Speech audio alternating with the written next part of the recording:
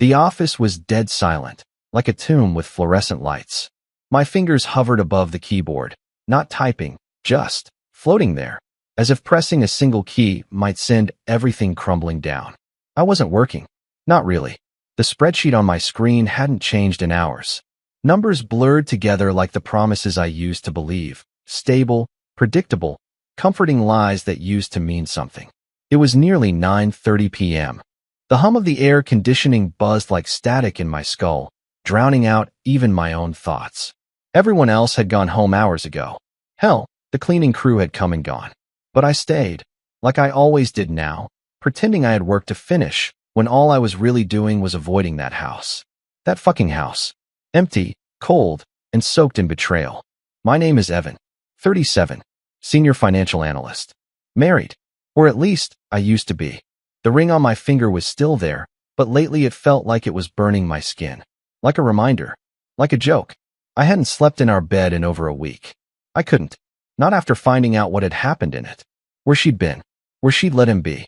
And so now I lived in this office. In the numbers. In the silence. A man trying not to drown in grief and rage. I didn't hear her heels until they stopped behind me. You planning to sleep here again, Evan? I turned, slowly. The voice belonged to Diane, my boss. She stood just outside the pale cone of light from my desk lamp, a folder clutched in one hand, a to-go coffee in the other. Her blazer was off, sleeves rolled up, like she hadn't expected to stay this late either. Her eyes scanned the screen, then landed on me, soft, curious, and just a little concerned. Couldn't sleep, I said. My voice cracked, dry from hours of not using it. She stepped closer. That spreadsheet's from last quarter. You finished it weeks ago. Busted. I sighed, rubbing my temples.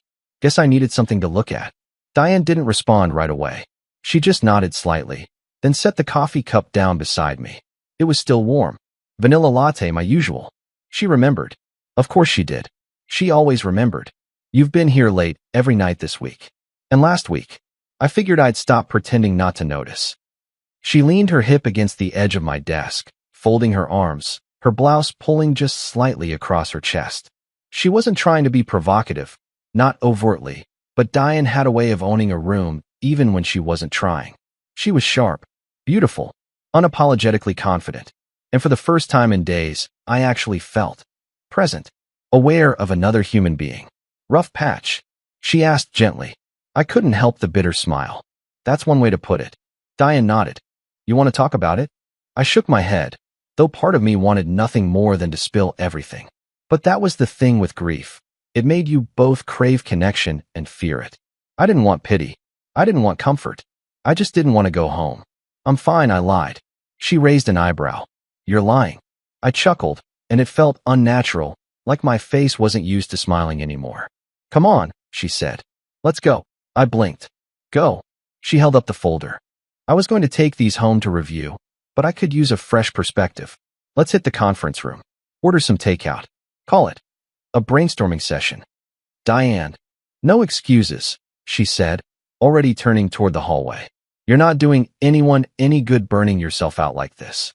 Come on, Evan. You need to talk. Or eat. Or just not sit here staring at spreadsheets like a ghost. I hesitated, then stood, my legs stiff from sitting too long. As I followed her down the hallway, a strange flutter hit my chest. Not attraction, not yet. Not even hope. Just movement. Like the first breath after being underwater for too long. The conference room was empty, its glass walls overlooking the glowing skyline. Diane flicked on the lights and set her files on the sleek wooden table. She moved around with easy confidence, pulling out chairs, already reaching for her phone. Thai or Chinese? She asked, looking up. Thai. She nodded. Good choice. You're officially in charge of picking the dishes. I sat down across from her. The room was big enough to make two people feel far apart. But something in her energy made it feel smaller. Safer. She handed me the menu from her phone, our fingers brushing, just briefly. Nothing intentional. But still, it lingered. As I scrolled, I glanced up. Diane was watching me, but not the way a boss watches an employee. More like a woman studying a man. Noticing the bags under my eyes. The way I tapped my thumb against the table. The way my wedding ring sat crooked on my hand. Thanks, I said quietly. For what? For not asking too many questions. She smiled, and it wasn't the tight, professional smile she wore in meetings. This one was softer. Real. I'll ask them later. We both laughed, and it echoed off the glass walls, startling in its sincerity. Maybe this was what healing looked like. Not forgiveness. Not even clarity. Just moments. Small moments when the pain loosened its grip long enough for you to breathe. Diane stepped out to place the order, leaving me alone with the city lights. I looked at my reflection in the glass. Tired, haunted, older than I remembered being. But still here. Still breathing. I didn't know it then, but tonight was going to be the first of many turning points. And it all started with an empty desk, and someone who finally saw me sitting there. The conference room was still, hushed, like it was holding its breath. The low hum of traffic from the street below drifted in through the windows, mingling with the muted clatter of Diane's heels as she walked back and carrying 2 bottles of mineral water. She placed one in front of me, the other at her seat, then sat down across from me and opened the folder she'd brought. For a moment, we did what we were supposed to do. She talked about a new portfolio projection, flipping through charts, using her pen to tap against trend lines and revenue forecasts. I nodded, made the right noises, asked 1 or 2 half-hearted questions. But we both knew this wasn't about numbers. Her eyes kept flicking to mine, searching for something. Pain, maybe. Or recognition. I couldn't tell. You really haven't said much, she said after a while, setting her pen down and folding her hands. And don't say it's because you're tired. You've been tired for weeks. I'm fine, I said. It came out flat. Practiced. Bullshit, she said, too gently for it to sting. She leaned forward slightly. Evan, you don't have to tell me everything. But I've been through a version of what you're going through. Maybe not exactly, but enough to know that silence can drown you if you sit in it long enough. That got my attention. I looked at her, really looked at her. Her expression wasn't soft out of pity, it was knowing. Measured. She wasn't just my boss in that moment. She was a woman who'd stood in the wreckage of something, too. What happened? I asked before I could stop myself. Her lips curved, but it wasn't a smile. More like the beginning of a confession. 2 years ago, my ex blindsided me with a divorce petition. Said he'd been feeling distant for months. Turns out the distance had a name and a corner office at his firm. I winced.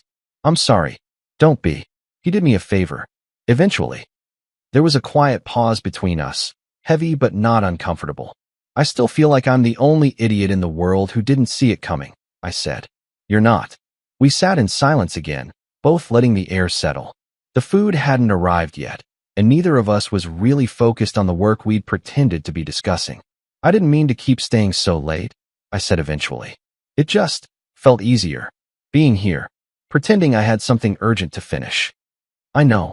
Her voice softened. But that's not sustainable. You need space to actually process. Process what? That my wife's been fucking someone else for 6 months? There it was. Raw. Out in the open. Diane didn't flinch. She didn't rush to fill the silence. She just met my eyes and said, You said it. That's something. I felt my throat tighten, the familiar burn behind my eyes. But I blinked it away. I wouldn't cry here. Not at work. Not in front of her. She stood suddenly, crossing the room to a cabinet near the corner. I wasn't going to bring this out, she said as she opened it. But tonight feels like it deserves an exception. From the shadows, she pulled out a bottle of red wine, a deep, burgundy blend, and 2 short glasses instead of wine flutes. She poured generously, handed me one, then sat again. I thought this was a brainstorming session, I said, trying to smile. It is. We're brainstorming how to survive heartbreak without throwing ourselves into traffic, she said, clinking her glass to mine. Cheers. The first sip hit hard. Warm. Sharp. I felt it cut through the tension in my chest like a scalpel. We didn't speak for a while. Just sat there sipping, staring out at the city glowing beyond the windows. Then she said something unexpected. I don't think people cheat because they're evil. I think they cheat because they're cowards. I looked at her. Cowards? Yeah. Cowards who can't face themselves. Who can't ask for what they want. So they sneak around. They lie. They get their thrills in the shadows instead of fixing what's broken or having the guts to leave. She swirled her wine thoughtfully. But the betrayal, the lying, that's what rots the whole damn thing. I nodded slowly. I think I could have forgiven the sex. Eventually. But the lying, it hollowed everything out. Diane reached across the table and rested her hand on mine. Just for a second. Her skin was warm, her fingers steady. You don't have to hold all of it by yourself, Evan. I swallowed hard. Her touch lingered like a balm. Not romantic, not yet. Just human. Grounding. Before I could speak, the door to the conference room creaked open. Hope I'm not late, a voice said, light, playful, with a lilt of curiosity. Diane turned with a smile. You're right on time. The woman who stepped in was tall, confident, and effortlessly stylish. She had a long coat draped over one arm and carried a small purse in the other. Her hair framed her face in dark, loose waves, and her eyes, wide, curious, maybe even a little amused, landed on me with a spark I hadn't seen in a long time. This is Evan, Diane said, standing to make introductions.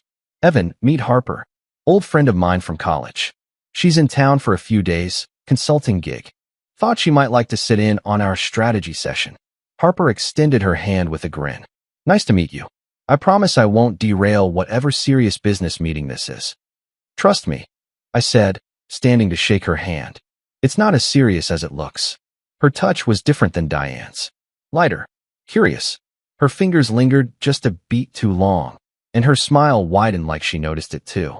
Well then, she said, easing into the third chair at the table, let's see what we're working on.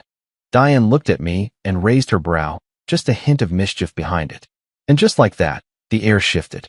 Slightly, subtly, something was beginning. And for the first time in weeks, I didn't dread what came next. There was a certain weight to Harper as she sat down, not physical, but emotional. The kind of presence that draws attention without asking for it. She moved with an ease I envied, like she didn't have anything to prove. Confidence, not arrogance. I felt it in the way she crossed her legs, the way she scanned the room, and how she didn't rush to fill the silence after sitting. She wasn't just a friend of Diane's. That much was obvious. There was a familiarity between them, the way old friends carried shared stories behind their eyes. The way Harper glanced at Diane and gave her that subtle smirk, playful, layered, made me feel like I was stepping into the middle of something already in motion. But then she looked at me, really looked at me, and the air changed again.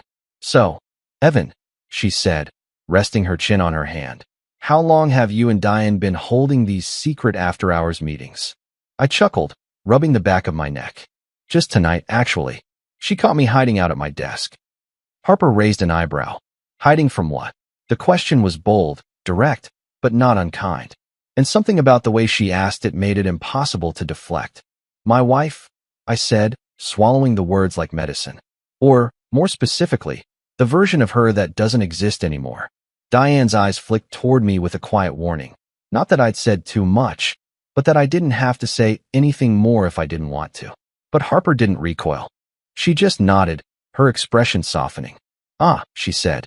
One of those nights. One of those years, I muttered. The tension didn't build like I expected it to. Instead, it eased, slowly, like air leaking from a balloon. Well, Harper said, grabbing a napkin and unfolding it with unnecessary ceremony. I may be emotionally useless, but I'm excellent with takeout. She pulled a white carton closer to her and took a bite, letting out a soft, approving sound. Diane watched her with a grin, and I caught it, that flicker between them. Maybe it was nothing. Maybe not. So what's your role in all this? I asked her, curious. In the heartbreak? Or the takeout? Either. She smiled. I'm just the unqualified consultant brought in for morale support. Technically, I'm here on a short-term project with Diane's firm. Financial restructuring for a healthcare client. But tonight, she gestured to the wine, the food, the dim conference room. Tonight I'm here for the ambience. You two always drink wine in the office. I asked, smirking. Only when we sense a man's on the edge, Diane replied dryly. Very funny. I'm serious, Harper said, laughing lightly. There's something comforting about working late in a place that usually feels sterile. Makes it feel like the rules don't apply. I couldn't argue with that. The room, all glass walls and steel edges, had somehow shifted from a professional cage to something warmer. More human. Maybe it was the food. Maybe the wine. Or maybe the company. Diane leaned back in her chair, glass in hand. You should have seen Harper during her last visit. She got half the accounting department drunk off one bottle of whiskey during a holiday all-nighter. Correction, Harper said, holding up a finger. It was 2 bottles. The 3 of us laughed, and the sound surprised me. I hadn't realized how long it had been since I'd laughed like that. Not the forced kind you use to get through awkward dinners, but the real kind, the kind that nudges something open inside your chest. As we picked through the food, the conversation drifted, from work stories to travel disasters, even a few ridiculous dating anecdotes. Diane told a story about being trapped in an Uber pool with a guy who tried to pitch her a cryptocurrency startup. Harper one-upped her with a tale about accidentally sexting her building manager instead of her date. The laughter that followed was loud, unapologetic, and when it died down, there was a moment, a pause, where all 3 of us just looked at each other and felt it, the quiet relief of connection. Harper refilled her glass, then looked at me again, this time more thoughtfully. "You seem careful," she said. "Like every word you say has been rehearsed." I hesitated. "That obvious?" "Only because I used to do the same thing," she said. "After my divorce, I felt like every conversation was a tightrope. Say too much, I sound bitter. Say too little, I sound broken." "Exactly," I said, exhaling. "I don't know how to talk about it without sounding like I'm falling apart. But if I don't talk about it, I feel like I'm suffocating." Diane reached out, resting her hand over mine again. This time she didn't pull away so quickly. "You're not falling apart," she said. "You're just still standing in the rubble." And Harper, warm, confident, eyes steady, looked at me like someone who'd walked through fire and made it out the other side. "We've all had to stand there," she said. "You don't have to climb out alone." The words settled around me like a blanket. Not heavy, not too soft, just enough to make me feel, for the first time in weeks, that maybe I wasn't going crazy. That maybe grief wasn't something to be hidden away. For a moment, I just sat back and watched them. Diane, the composed one who had found a strange way of anchoring me tonight, and Harper, the disarming stranger who already felt like something more. The way they looked at me wasn't judgmental. It wasn't even sympathetic. It was attentive, curious, a kind of intimate observation I hadn't felt in years. The 3rd chair that Harper had pulled in was more than a seat at the table. It was an opening. And somewhere, beneath the pain and confusion and rawness, something stirred. Not lust, not yet, but anticipation. The scent of stir-fried garlic and soy sauce lingered in the air, warm and grounding. We'd managed to turn the polished glass table of the conference room into a makeshift dining table, scattered with open cartons and half-empty wine glasses. Chopsticks lay crossed on napkins like little fallen swords. The room no longer felt like a workplace. It felt like some strange in-between world, cut off from time. I had loosened my tie. Diane had kicked off her heels. Harper sat cross-legged in her chair, her knee brushing against the underside of the table now and then, sending tiny little jolts through the wood and through me. "You never told us," Harper said, gesturing toward me with her chopsticks, "what it was. The moment you knew." I paused mid-bite. "You mean when I found out?" She nodded. "There's always a moment." I set my chopsticks down slowly, letting my gaze fall to the carton of drunken noodles in front of me. I hadn't planned to talk about this. Not tonight. Not with them. But somehow the space we'd built, this soft little bubble of honesty and laughter, made it feel okay. Safe. "I found a receipt," I said, "from a hotel about 30 minutes from our place. Tucked in her jacket pocket." She was careless. Or maybe she wanted me to find it. Harper tilted her head. "Did you ask her?" "No," I said. "Not at first. I drove to the hotel. Sat in the parking lot for an hour, just staring. The receipt said room 418. I memorized the number. Like it meant something." Diane was watching me, quiet and focused, her wine glass cradled in her hand. Harper, too, had grown still. They weren't just listening. They were holding space. When I finally asked her about it, I continued. She looked me straight in the eye and said it was for a spa day with her sister. Said I was being paranoid. "And were you?" Diane asked gently. I met her eyes. 2 days later, I followed her. She said she was going to her mom's for the afternoon. Instead, she drove straight to that hotel. Room 418. Neither woman spoke for a moment.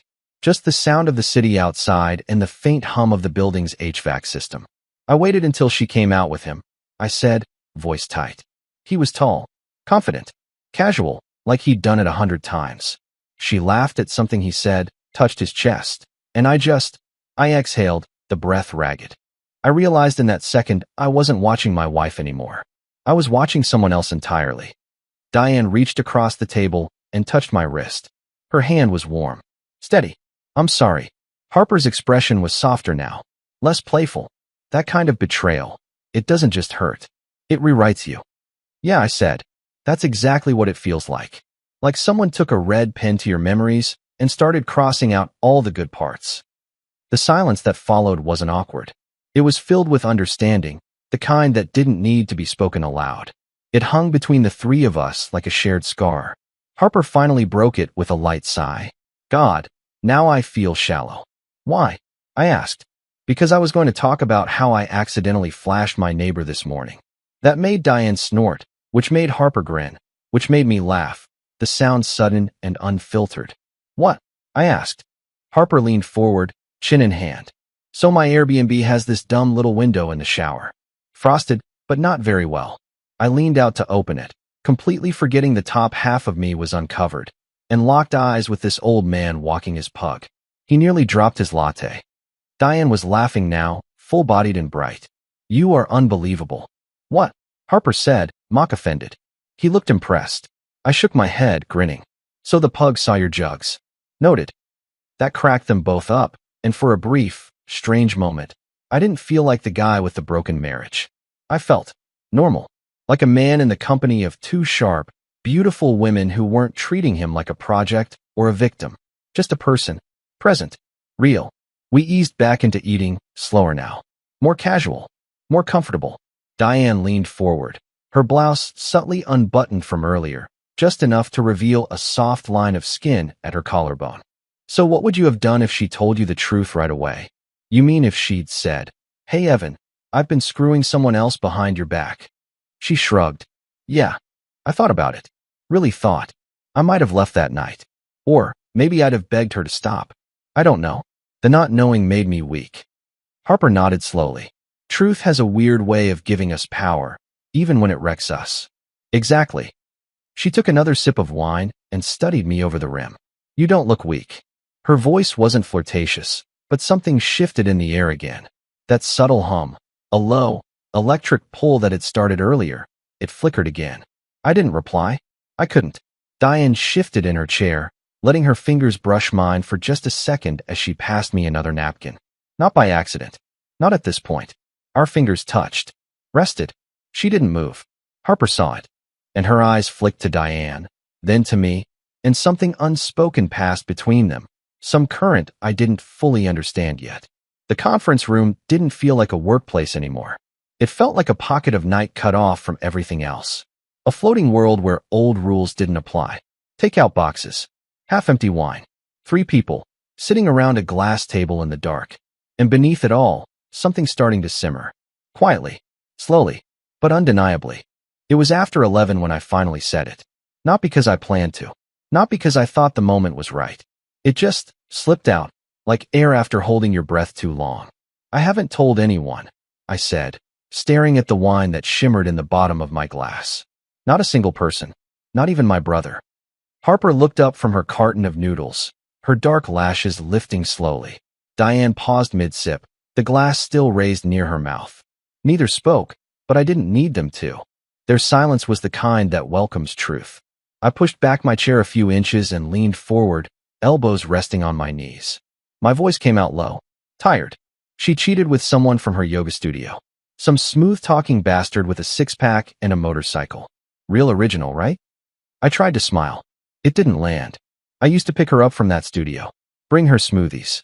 Hell, I even paid for the damn membership. Harper set her chopsticks down, and Diane leaned closer across the table. I could feel their attention. I could feel myself unraveling under it. The worst part wasn't the sex, I said. Not even the lying. It was realizing how far gone she already was. Like, the version of her I loved had been gone for a while. I just didn't notice. There was no pity in their faces. Only recognition. Maybe a little grief of their own. Harper spoke first. It's a special kind of hell, isn't it? That moment when you realize they've already said goodbye to you in their head. Diane's voice followed, softer, and they just didn't have the courage to say it out loud. I nodded slowly. She cried when I confronted her. Said she didn't want to hurt me, but she needed to feel alive again. Like I was a coma she had to wake up from. That was the first time Diane touched me that night without hesitation. She reached across the table, her hand slipping over mine. Firm, warm, steady. Her fingers curled around mine. Not for sympathy, not for drama, just connection. She's a coward, Diane said. Needing something doesn't mean you destroy the person who gave you everything. There was a pause. Then Harper, whose presence had been light all evening, even playful, let her mask slip. Just for a second. I walked in on mine, she said suddenly, her voice like glass. My husband. On the couch. With someone I thought was a friend. I looked up, and Harper's eyes weren't wet, but they were different. Sharper. Dimmed by memory. He told me it was a moment of weakness, she said. As if a moment could fuck up 5 years of my life. As if his mistake was just a misstep, not a landslide. And your friend? I asked. She gave a bitter smile. Unfriended. Erased. Blocked. Deleted. Every version of the word. And still she shows up in my dreams sometimes. There was something naked about her now. A kind of beauty that comes with letting your guard down completely. The Harper who had joked about flashing her neighbor was still there. But this version, this raw honesty, it hit different. It pulled something deeper from me. She said I didn't make her feel wanted. I said that I was too safe, too stable. Diane squeezed my hand. Since when is stability a flaw? She wanted danger, I said, my voice hollow. Thrill. That spark you're supposed to feel with someone new. Harper tilted her head, watching me. Have you ever cheated? The question stunned me. I opened my mouth, closed it again.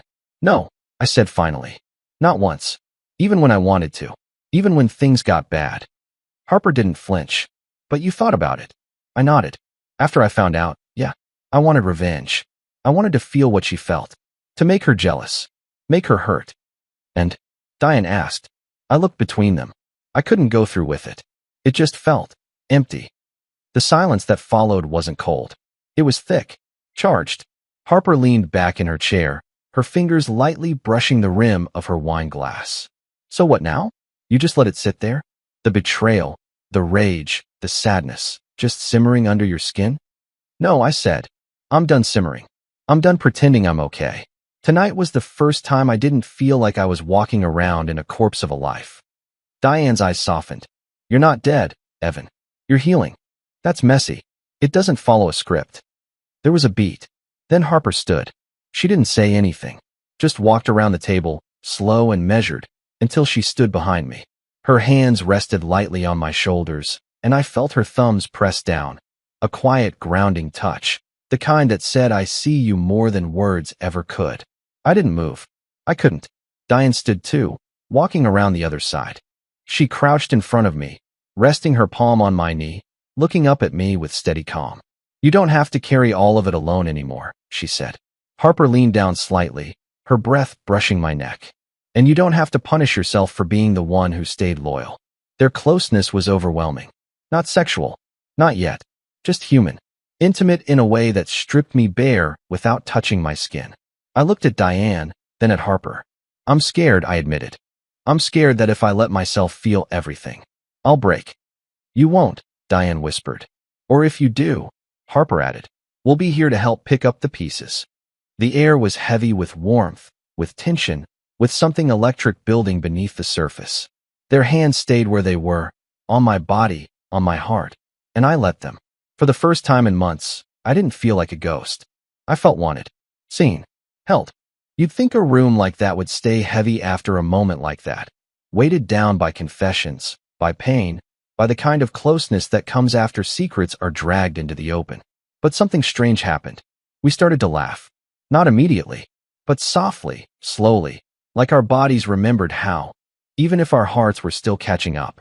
It began with Harper.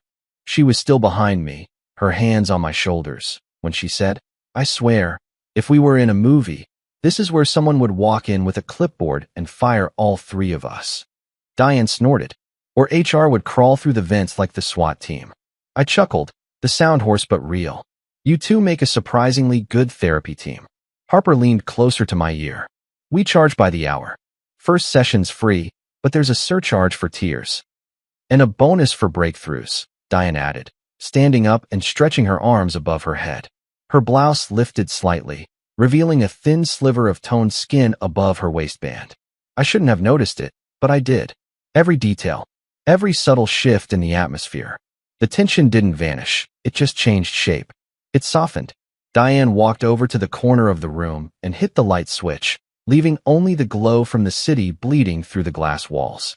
The room bathed in gold and blue hues, distant street lamps, glowing signs, a plane blinking in the sky. There, she said, sliding off her blazer and tossing it over the back of a chair. Much better. Mood lighting. Harper gave a little theatrical sigh. Finally. Now it feels like we're in the good part of the Netflix show. No more monologues. Just wine and questionable decisions. That made all three of us laugh again, and this time it stuck. Harper poured another round. The wine was hitting now, not in the way that dulled pain, but in the way that made your limbs loose and your mouth a little braver. We moved around the table like we weren't co-workers anymore, like we weren't strangers a few hours ago. The formality had eroded. The night had smoothed it down. At some point, I ended up on the floor, leaning against the wall with a cushion stolen from one of the office chairs. Diane joined me, her knees drawn up, her hair falling over her shoulder in loose strands that caught the ambient light. Harper stayed perched up at the table, one leg tucked beneath her, sipping slowly, watching us with that same amused glint she'd carried all night. I was once ghosted by a guy during sex, Harper said suddenly. Diane nearly choked on her drink. Wait, during? Harper nodded solemnly. Dead serious. We were in bed, mid-activity, and his phone buzzed. He checked it, got up, said he needed to take the call, and just didn't come back. Diane laughed so hard she doubled forward, covering her mouth. What did you do? I laid there for like 5 minutes thinking he was taking a dramatic shit or something. Eventually I got dressed and let myself out. I grinned. Please tell me you texted him. Oh, I did, Harper said proudly. If your soul left your body, please text back. If not, I'm keeping the shirt. Diane wiped her eyes. Tell me you kept the shirt. Absolutely. It was a great fit. We couldn't stop laughing after that. Story after story poured out. Diane's horrific Tinder date who brought a puppet to dinner, my failed attempt to impress my ex by cooking and nearly setting the kitchen on fire, Harper's confession that she once faked an accent for an entire date just to see if she could pull it off. Every laugh peeled away a layer. Every moment of joy was like a cleansing fire, burning away some of the grief clinging to my ribs. It was almost scary, how good it felt to laugh with them, to not think about what waited for me at home, or what used to wait for me. That house, that silence, that bed. Here, I didn't feel like I was mourning. I felt like I was existing, maybe even healing. At one point, Harper slid off the table and came to sit beside me, her leg brushing against mine, her body radiating warmth. She leaned her head back against the wall and sighed. You know what no one tells you, she said softly. That heartbreak comes with a weird kind of clarity. Like you see people more clearly. Yourself, too. I looked at her. And what do you see right now? She didn't look away. I see someone who still cares too much. Who hasn't learned how to be selfish yet. I swallowed. And that's a bad thing? No, she said. But it makes you easy to break. Diane turned her head to me, her voice quieter than before. You're allowed to want something for yourself, Evan. Even if it's just one night without pain. The way she said it made my chest tighten. Not from sadness. From awareness. That something in this room, in them, was starting to crack open the part of me I thought I'd buried. You two are dangerous, I murmured. Harper smirked. You say that like it's a bad thing. Diane leaned closer. It's only dangerous if you run from it. There was a pause. Then Harper said, voice barely above a whisper, what if, just for tonight, none of us ran? And there it was. That shift. The laughter faded into silence again, but this time it was loaded. Not heavy, not painful, but thick, buzzing, expectant. We didn't touch. Not yet. But the space between us was charged now. The kind of quiet that hums with possibilities. For the first time in weeks, I didn't feel broken. I felt seen, desired, included. And something inside me, something that had been dormant for far too long, stirred. Not out of revenge. Not out of desperation. Out of hunger. Not just for sex. Not just for touch. But for the reminder that I was still alive. I don't remember when the air changed. Maybe it was Harper's voice. Low, velvet soft in the dark. Maybe it was Diane's eyes, watching me like she was memorizing something she hadn't known she'd want to keep. Or maybe it was something simpler, quieter, like the way silence began to feel more intimate than anything else we could have said. The laughter had faded. The jokes were done.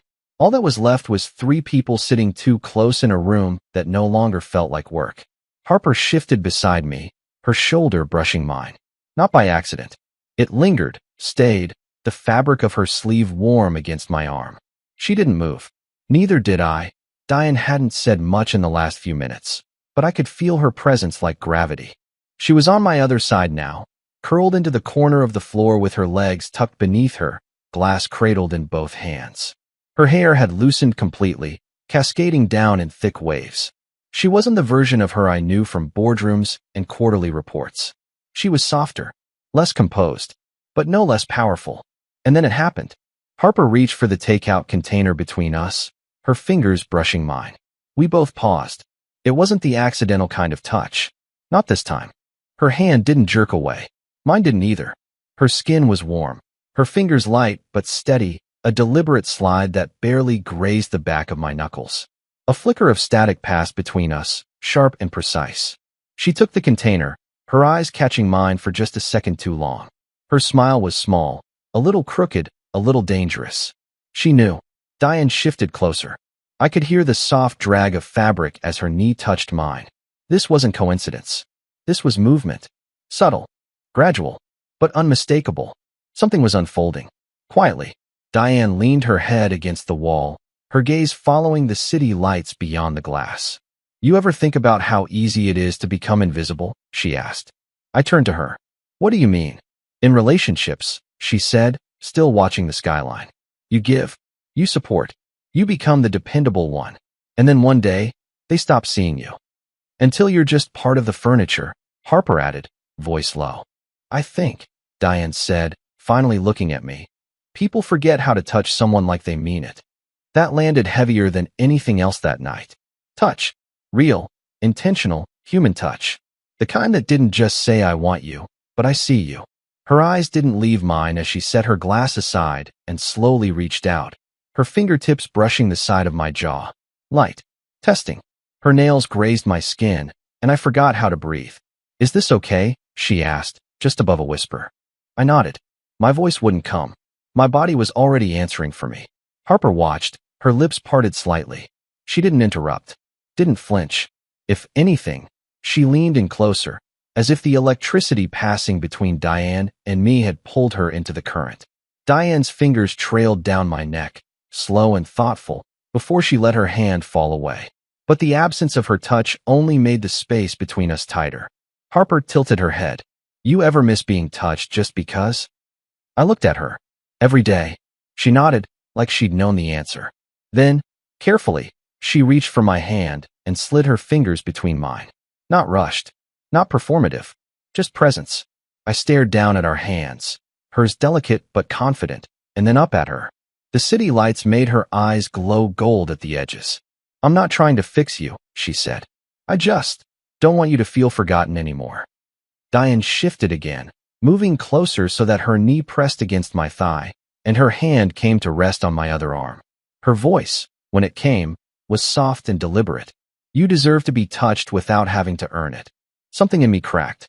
Not loudly, not painfully, just opened. They weren't seducing me. Not exactly. They were seeing me. I'd spent months buried under betrayal, under shame, under questions I couldn't stop asking myself. Was I enough? Was I blind? Did I fail her somehow? But now I was between two women who hadn't judged me, who had offered laughter, warmth, wine, and silence in equal measure. And now, touch. Not hungry, not demanding, just lingering. Their closeness was disarming and electric. Harper's thumb moved against my palm in slow, idle circles. Diane's fingers drew lazy lines against my sleeve. Their gestures were light, but they landed heavy. And somewhere in the spaces between those touches, between the quiet and the city lights, the weight I'd been carrying didn't feel so impossible anymore. I wasn't healed. Not yet. But I wasn't invisible. Not tonight. The air between us shimmered with something unsaid. Something delicate. Something poised on the edge of becoming. The office, the spreadsheets, the deadlines, the weight of routine, had all fallen away. What remained was this room, and the warmth of two women who were rewriting the night into something more than survival. I didn't know what would happen next, but I knew I didn't want the night to end. It was almost midnight when the last echo of footsteps faded outside the glass walls. The janitorial staff had gone. No more distant hum of vacuums. No muffled conversations in the hall. The building, once humming with fluorescent energy, now rested in stillness. And still, none of us moved to leave. Harper stood slowly, stretching, her silhouette backlit by the city's glow. She walked to the door of the conference room and rested her hand on the handle. For a moment, I thought she might be about to leave. Instead, she turned the lock. The soft click echoed through the silence. Deliberate, unapologetic. She looked over her shoulder at us, one brow slightly raised, her voice quiet but clear. I don't want this to be interrupted. The way she said this didn't need clarification. Diane met my gaze. She didn't speak. She didn't need to. There was understanding in her expression. Permission. Maybe even agreement. We were past the point of pretending this was a work night. Harper came back slowly, her heels clicking softly against the floor until she slipped them off and crossed barefoot to us. She sat again, this time beside Diane, her legs folding beneath her in one graceful motion. The air had changed again. No longer warm and playful. No longer filled with confession and comfort. Now it buzzed. The kind of tension that makes your skin hypersensitive, like even the air brushing over you might be too much. Or not enough. Diane's voice broke the silence first. I used to dream of nights like this, she said, more to herself than to us. Nights that just stopped time, where I didn't have to think about who I was supposed to be. Harper leaned into her slightly, her head resting on Diane's shoulder in a casual, affectionate gesture. It wasn't theatrical. It was soft, familiar, but it made my pulse skip just the same. You mean, Harper said, you used to dream about being locked in a glass box with a man caught between heartbreak and curiosity? Diane smiled. Exactly that. They both looked at me, and I could feel it. That heat just under the surface. Not just desire, but something else. Something stranger. Permission wrapped in invitation. Harper leaned forward slightly, her voice quiet. Do you want us to stop? The question hung there, heavier than I expected. Not because I wanted to say yes, but because it was the first time in a long time someone had asked me what I wanted, and meant it. I shook my head. No.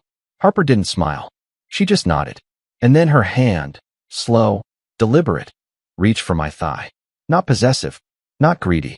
Just there, a grounding touch that burned through the fabric of my pants. Her fingers curved slightly, like she was testing the weight of the moment. Diane, still close, brushed her hand along my arm. The same path she'd traced earlier. But this time, her touch stayed. She slid closer, her knees touching mine, her breath warming my cheek. Between them, I was anchored. Breathing was harder now. Harper's voice came again. We can stop anytime. I don't want to, I said. I expected nerves. Hesitation. Maybe guilt. But all I felt was need. Not just physical. Not just about sex or skin. But to be wanted. To be chosen. To be touched not out of obligation, not out of history or habit, but because someone desired me. And here they were. Two women. Both smart. Both beautiful. Both powerful in completely different ways. And for reasons I didn't fully understand, they were here. With me. For me. Diane leaned in closer. Her lips brushed my jaw, soft and slow. Just a breath, a whisper of a kiss that didn't ask for anything. Just offered. My eyes closed. Harper shifted closer too, her hand still resting on my thigh. I could feel her watching me, feel her curiosity laced with something more primal. And then her voice, breathier this time, asked something so simple, it took my breath away. When's the last time someone made you feel good without asking for anything back? I opened my eyes. Their faces were close. Inches away. The light from the windows painted their skin in amber shadows. Their expressions weren't hungry, weren't urgent. They were present. They were here. I don't know, I said. Maybe never. Diane kissed me then. It wasn't rushed. It wasn't a movie kiss, all teeth and heat. It was deliberate, her lips soft, her hand against my cheek, holding me like I was worth being held. My hand moved instinctively to her hip, and she leaned into it, her body molding to mine with ease. And then Harper kissed me too, not in competition, not as a challenge, but as a continuation. her lips brushing the edge of my jaw, then down to the base of my neck, sending a jolt down my spine that made my breath hitch. We didn't speak. There were no lines to recite, no roles to play, just motion, just touch. 3 people in a locked room, suspended in a moment that didn't belong to the past or the future, only the now. The walls around us were glass, but it didn't matter. We were hidden in plain sight. And for once, I didn't feel broken. I felt alive. I don't know when I stopped thinking. Somewhere between Diane's lips pressing into mine and Harper's fingers tracing down the side of my neck, the noise inside my head finally quieted. Not numbed, not blocked out, just silenced. Replaced by sensation, breath, warmth, presence. The wine had slowed us, not dulled us. Everything felt heightened. Every glance, every brush of skin, every soft exhale in the low light seemed deliberate. Like our bodies had picked up where words no longer could. I leaned back against the glass wall, and Harper slid beside me, her thigh draping over mine like it belonged there. Diane was in front of me now, on her knees, her hand resting lightly against my chest. Not in a rush, not a demand, just a constant pulse reminding me that I was being seen. Wanted. This okay? Diane asked again, her voice barely above a breath. I nodded, and her lips brushed mine, slower this time. Like a promise. The wine on her tongue was sweet. The kiss tasted like the truth no one says out loud. You are allowed to feel good again. Harper's hand moved lower, tracing slow, curious lines along the inside of my thigh, her body close enough that I could feel the warmth of her breath at my neck. She wasn't rushing. She wasn't teasing. She was exploring. Her touch was more like a question than a seduction. The answer was in my breath, the way it hitched when Diane's fingers slid into my hair, in the way my body leaned into theirs like it had always been waiting for this. The lights of the city lit the room in shifting hues, golden street lamps, red tail lights, blue flickers from signs across the way. It was like being inside a slow-burning fire, each shadow licking the glass around us. I missed this, Harper murmured against my ear. This. I managed. This feeling, she said. Being wanted. Being touched like it means something. I understood. More than I could explain. It wasn't just sex we were hovering near. It was something deeper, some mix of grief and healing and hunger for something real. Something that made you feel like your skin belonged to you again. Like your body wasn't just the shell of someone else gave up on. Diane's hand slid under my shirt, lifting it over my head, and Harper helped pull it the rest of the way off. They weren't rough. They weren't shy either. Their touch was reverent, curious, almost like they were rediscovering something I didn't even realize I'd lost, the right to be touched, to be admired, to be desired. God, Harper whispered as her palms spread over my chest. She really didn't see you, did she? I didn't answer. My mouth was on Diane's again, her tongue slow and seeking, her fingers tracing the curve of my shoulder with a tenderness I hadn't felt in years. Harper leaned in beside us, her lips brushing against the line of my jaw, then my throat, her breath hot, her mouth just open enough to make my heart pound harder. The room was silent except for the soft sounds of contact, breath against skin, lips parting, hands sliding against fabric and flesh. And then Diane said it, so softly I almost missed it. You're not just filling a void, Evan. I opened my eyes. She was watching me. We want you, she said. Not what's left of you. You. Harper nodded, her hand slipping lower, slow, her lips ghosting the corner of my mouth as she whispered, You don't need to earn it. Just take it. I wasn't prepared for how much that would hit me, because one had always come with conditions. My marriage had been full of qualifications, negotiations. She wanted me until I was too tired, until I was too quiet, until I wasn't exciting enough anymore. But here, in this room, with these 2 women, one had no disclaimers. Their hands didn't hesitate. Harper shifted, straddling my lap slowly, her body close enough that I could feel every inch of her through her clothes. Diane's fingers traced my lower back, and her lips brushed across my collarbone, slow, sensual, but never rushed. They didn't tear at me. They unwrapped me, layer by layer. They guided me back to my body, back to a place where touch wasn't negotiation, it was connection. Harper's breath hitched as I pulled her closer, my hands sliding along her waist, feeling the way she moved against me with a rhythm that wasn't just about lust. It was about comfort, familiarity, like our bodies were remembering something ancient. Diane leaned in, her hands brushing Harper's hip, and for a second, their eyes met over me. A glance full of history, understanding, and something unspoken. There was something between them too. I could feel it. Maybe not a relationship. Maybe not a romance. But a knowing.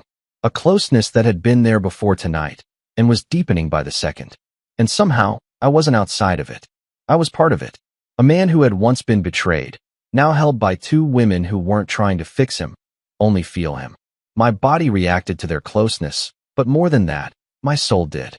Because this wasn't a performance. It wasn't about revenge. It was about belonging. Diane kissed my shoulder again, her breath warming my skin. "We can stop," she whispered. But I didn't want to stop. And they didn't either. Because tonight wasn't about forgetting pain. It was about making space for something else. The moment it turned, really turned, was so quiet I almost missed it. Harper was still in my lap, her body warm and soft and real. Diane was beside me, her fingers tangled in my hair, the scent of her perfume clinging to the air between us like the memory of something intimate. And then, I don't know who moved first. Maybe Harper shifted just slightly, pressing her hips down with the softest grind that made my breath catch. Maybe it was Diane's mouth brushing the shell of my ear, her whisper so light it didn't register as words, just heat. But it happened. Whatever fragile thread had been holding us back, courtesy, caution, fear, it snapped. And we gave in. Diane's hand slid down my chest and underneath the waistband of my pants in one fluid motion. Her palm pressed over me with purpose, but not impatience. Like she wanted to remind me I was still here, still capable of being touched, of being wanted, not in theory, but in flesh. Harper's mouth was on mine now. More than a kiss, it was a release. Weeks of silence, months of rejection, all the weight of betrayal that had collected under my skin cracked wide open the moment her lips parted for me. Her tongue found mine, slow and sensual and absolutely deliberate. I let my hands move, over her thighs, up her back, learning the shape of her with reverence, like memorizing a language I hadn't spoken in years. She gasped against my mouth when I squeezed gently at her hips, her body shifting higher to straddle me more firmly, the fabric between us suddenly feeling like too much. Diane's voice came from beside me, low and full of heat. "You have no idea how long it's been since I've wanted to touch someone like this." I turned, kissed her, and her response was immediate. Her mouth hungry, her fingers digging into my back, nails dragging in a way that made my skin jump. She tasted like wine and want, and something older, something aching. Harper laughed softly, breathlessly, as Diane leaned in and kissed her too. Not awkward, not experimental, but fluid, familiar. And watching it, feeling it, being in it, it lit something inside me that hadn't burned in so long I'd forgotten it was even there. They moved together, like they'd done this before. Maybe not with each other, maybe not in this exact way, but the trust between them was real, tangible. Harper reached across me and undid the top few buttons of Diane's blouse, her fingers brushing the bare skin beneath. Diane's breath hitched, just the smallest sound, but it made my heart hammer. She looked at me while Harper slid the fabric aside. "You okay?" I nodded. Couldn't speak. My mouth was dry, and my body was fire. Harper's voice was silk. "You can touch us too, Evan. You don't have to hold back." So I didn't. I let my hand trace along Diane's side, her shirt half open now, revealing the soft swell of her breast beneath black lace. She arched into my palm, and Harper's body rocked against mine with quiet need. The conference room, this sterile, corporate box, had become a sanctuary, a confessional, a place of absolution, where touch replaced guilt and pleasure replaced shame. Diane's bra came undone beneath my fingers, and her breath caught in my ear as Harper kissed down my throat, her hands slipping under my waistband to join Diane's. My back arched off the wall. They touched me, together, and I forgot who I'd been before this moment. The heartbroken husband, the ghost in his own house. He wasn't here anymore. Only I was. Their hands moved in tandem, one teasing, one firm.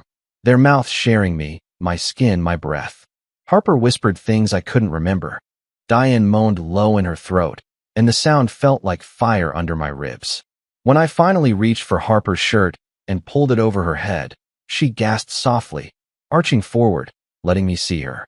Not just her body, but her trust. Her offering. My hands trembled as I touched her. I didn't want to ruin it. Didn't want to take without giving something back. You're not taking, Diane whispered. You're receiving. Let us give this to you. And so I let them. Harper guided my hands down her waist as Diane kissed the side of my neck, her teeth scraping lightly, sending heat spiraling through me. Their rhythm, their breath, their touches, it was all too much and not enough. I wanted more. I wanted all of them. They moved together like they'd rehearsed it, but I knew they hadn't. This was instinct. Desire meeting desire, grief meeting grace. Their mouths found each other again, right there in front of me, and I watched as they kissed, soft and deep and unhurried. And then they turned that energy back to me. I don't remember when my pants came off. I just remember Diane's hand replacing Harper's, her grip tighter now, firmer, more confident.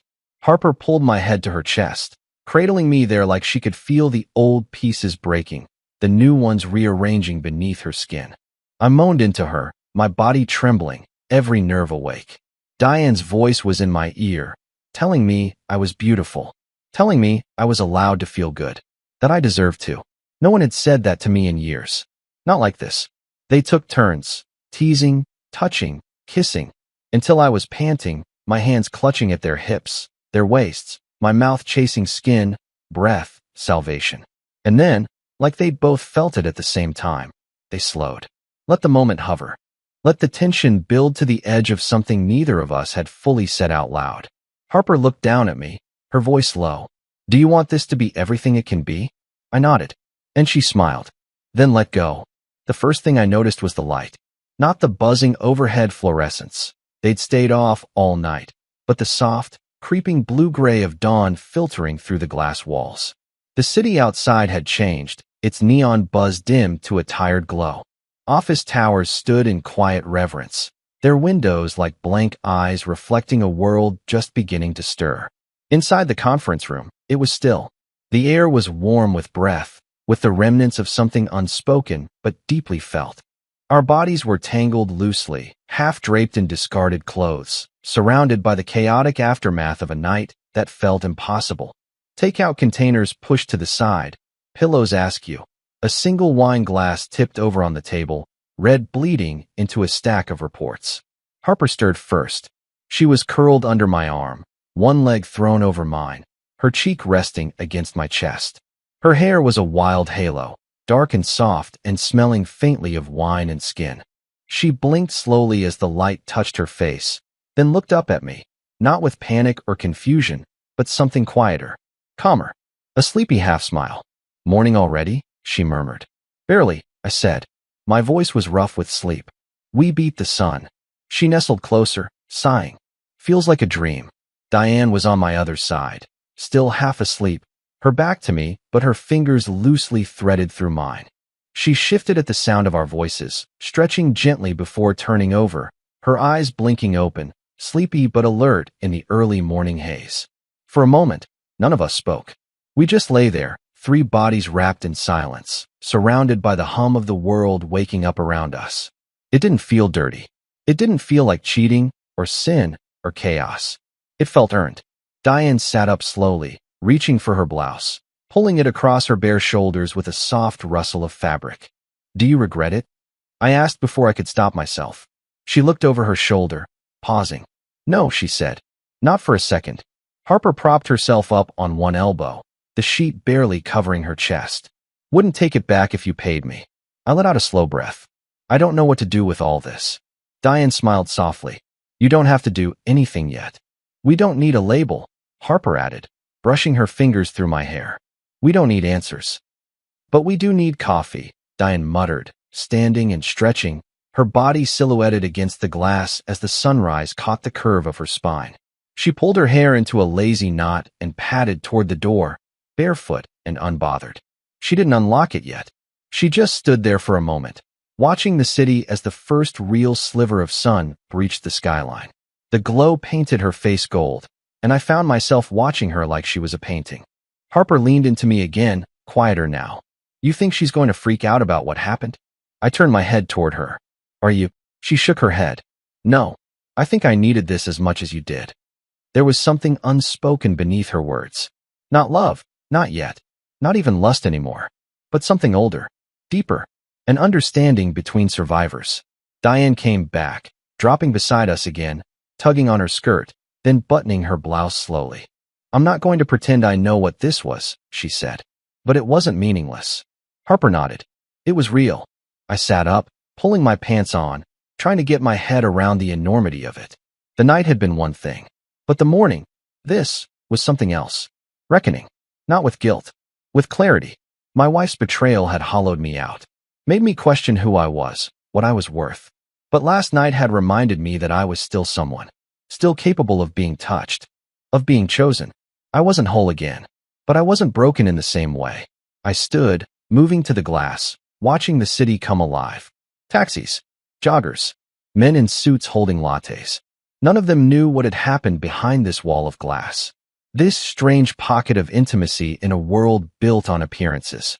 I turned back to the two women who had shared it with me. Harper was fixing her bra under her shirt, grinning through messy hair. Diane was smoothing out her blazer, back in boss mode, but softer somehow. I crossed to the table, picked up a pen, and wrote something on the back of a project sheet. 2 words. Thank you. I set it down where they could both see. Diane smiled. You don't owe us anything, Evan. I know, I said. That's why it means so much. Harper came to stand beside me. You ever need to laugh again, or just not be alone, she said. You know where to find us. I nodded.